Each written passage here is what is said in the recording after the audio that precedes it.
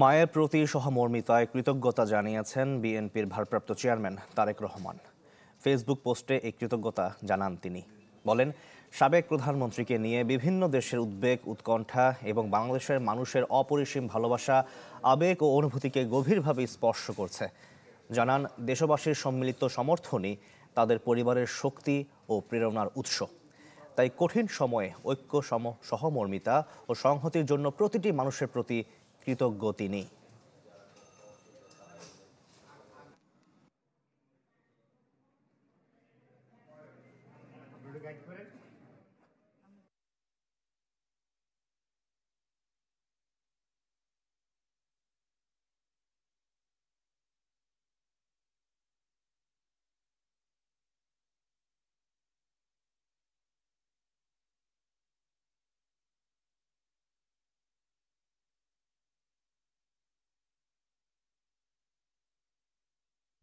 Furniture just smarter.